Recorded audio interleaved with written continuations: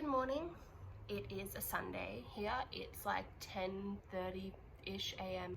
I had a late night last night, not doing anything like too exciting. I spent the day at my boyfriend's yesterday and then came home and started watching Attack on Titan for the first time until like 1 o'clock in the morning, and I'm normally like a religiously 10 p.m. bedtime kind of person, so 1 o'clock in the morning feels very late. I'm quite tired, but I thought I would come on here and film a quick video because I went to the Lifeline Bookfest yesterday, my like local one. And for those of you who don't know, Lifeline is one of our like op shops, charity shops here, and once a year-ish in like a bunch of big cities, they hold what they call Bookfest, which is basically like thousands and thousands of books that have been given to them, and they're all secondhand books or whatever, and there's just tables upon tables and tables of all of these books.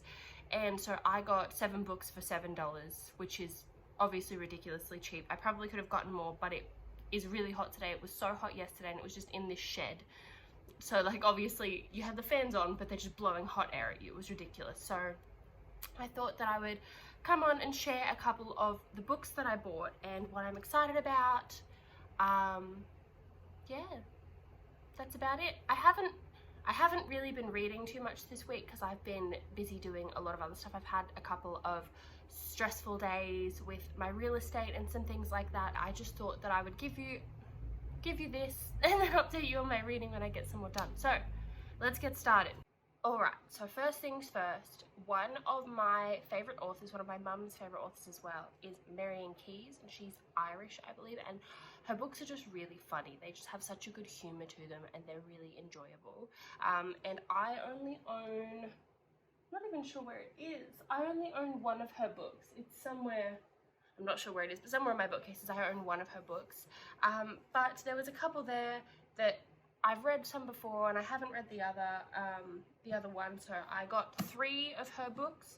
So it's backwards, sorry. Lucy Sullivan Is Getting Married, which my mum loves. I've heard is fantastic. I have not read it. It's a girl named Lucy, and she's not in a relationship. She's completely single, but someone reads her tarot cards and tells her she's going to be married by the end of the year, and it's just about life up until that point, up until whether or not it happens, I suppose. But Marian Keyes writes really good, just like little slice of life, I guess, books. Really fantastic. Watermelon, which I have read before, love this book. It's a woman who is basically about to give birth, and her husband leaves her on the day that she's giving birth for another woman. And it's just about the aftermath of that. Fantastic. Love, love, love this book. It's probably one of my favorite books, maybe ever. It's just a really great book. And then the third book of hers I got is Anybody Out There. Now this I haven't read and haven't heard of. I think my mum owns it. I'm not really sure. But it's, yeah, a girl who is Irish, did live in New York, is now gone home to, you'll see my cat's tail in a second, sorry. Now gone home to see her parents back in Ireland again and wants to go back to New York, and it's just about life for her. So very excited to read that. That will be great. Now I got one like old horror book, and then I got a couple classics. So the old horror book that I got is The Reckoning by Sarah Pinbar, which I'm pretty excited about. It's like these friends who were like friends together when they were kids, and then something happened, and then 20 years later this one guy is still haunted by it, and it's just they're like reconnecting, and you find out what happened and all of that kind of thing. So that I think will be good. I love these kinds of old books, so I'm really excited for that. And I got 3 classics.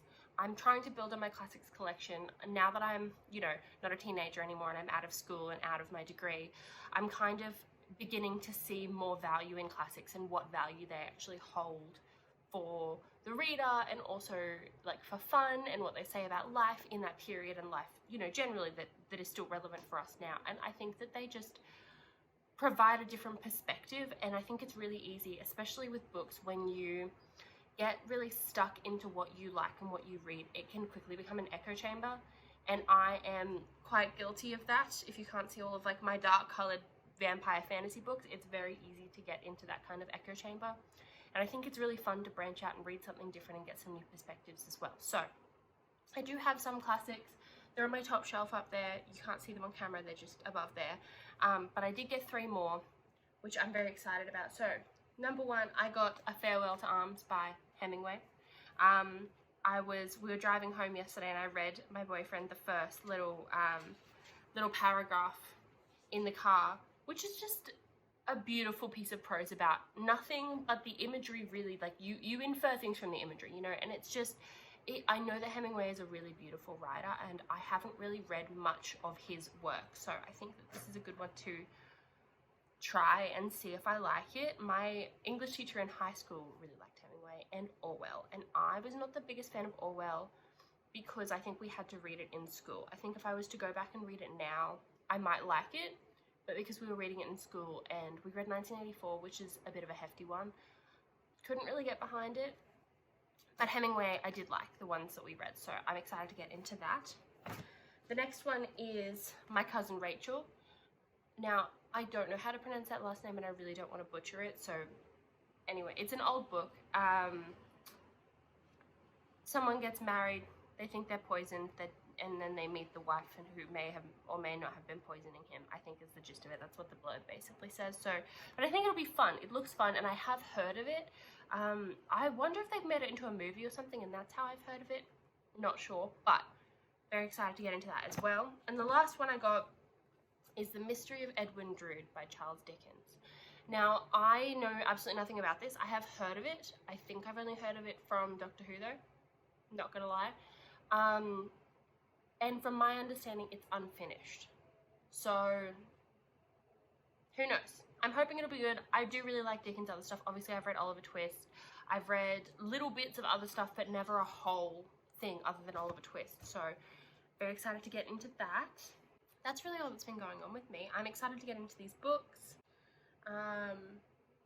Today's Sunday, back to work tomorrow, so I'm just going to try and take it slow, get some reading in, because I haven't read very much this week, and I think it's really easy when you get stressed to let the things you enjoy kind of slip to the side because you are stressed and trying to deal with that. But also I think that reading is such a de-stressor and escapism and takes your mind off things that I think it's good to maintain those sorts of habits even when you are feeling that stress. So I think I'm gonna take my own advice in the coming weeks and try and read a bit more, even if it's on my phone. I'm reading Sherlock Holmes through Libby at the moment, which I am actually really enjoying. So I've got to finish that before